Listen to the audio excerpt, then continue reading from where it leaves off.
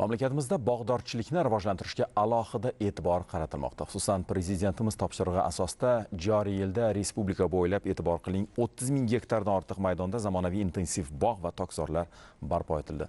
Va axborot dasturidan o'rin olgan navbatdagi lavhada Surxondaryo viloyatida ushbu yo'nalishda amalga oshirilgan ishlar xususida so'z boradi. Sizga ajoyib manzarani ko'rsatmoqchiman. Mana bu yam-yashil bog'larga e'tibor qilinga, go'yoki yozdagidek. 1 yil avval bu manzil qarovsiz joylar edi. Prezidentimizning 2024-yil 30-sentyabrdagi respublikada agrosanoat sohasiga yangi bozor mexanizmlarini joriy etish hamda sanoatlashtirilgan bog' va tokzorlarni barpo qilishning qo'shimcha chora-tadbirlar to'g'risidagi farmoni asosida 163 gektar maydonni dastlabki 100 gektar o'zlashtirilib, zamonaviy sanoatlashgan bog' yaratildi. Davlatimiz rahbarining 150 kun sol farmoniga asosan bu yerda obod qilishga kirishdik. Agrosanoatni rivojlantirish agentligi ko'magi bilan boshlandi. 3 oy ichida mana shu 163 gektar maydonni o'zlashtirilib, yangidan bog' qilishni boshladik. Bu bog'imizda o'rik bilan shaftoli ko'chatlarini ekkanmiz. O'rikni Mikado va Magador navlarini biz Surxondaryoda moslashgan Ispaniyaning navi hisoblanadi. Juda erta pishadi.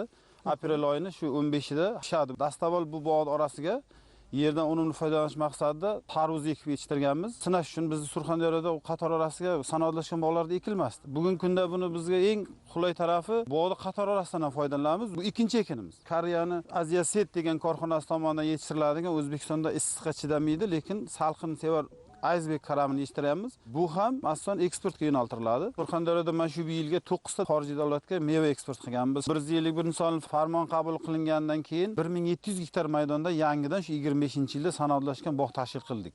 Bu yil yana 1300 gektar loyiha qilingan tumanlar kesimida. Shundan 100 gektarini Termiz tumanida o'zida qilamiz. Bu ko'chatlar bahorda ekilgan, ilm asosida ish ko'rilgani sabab bexato ko'kardi barchasi. Eng muhimi, birinchi yilni o'zida qator orasiga danaksiz tarvuz ekilib, yuqori daromad olishga erishildi. Ikkinchi ekin sifatida esa karon va rediska shu kunlarda hosil beradi va qo'shni respublikalarga eksportga yo'naltiriladi.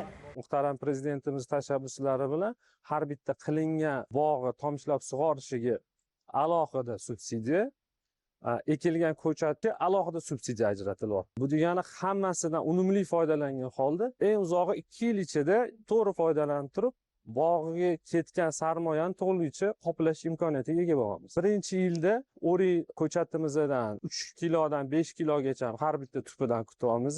Nektarindan 5 kilodan 6 kilogacha. Har yili geometrik progressiyada o'sib boradi hosilimiz. Surxondaryoni ko'pchilik yozidan qo'rqadi, lekin biz buni minus tarafini plusga ishlatishimiz kerak. Aprel oyida meva hosil olish imkoniyatimiz bor. Bu O'zbekistonni deyarli hech qaysi hududida yo'q. Shunga Surxondaryoda kelajakda yana har yili 300 gektardan bog' qo'shib borish niyatimiz bor. Fevral oyining boshida urug'siz tarvuzni Gollandiyada seleksiya bo'lgan Style navini ekdik. O'zimizning mahalliy loyani ekdik. Undan keyingi etapga ko'rib turganinglardek dugo ostiga karom ekdik. Bu degani bitta daladan, bitta yerdan 4 xil mahsulot yetishtiramiz.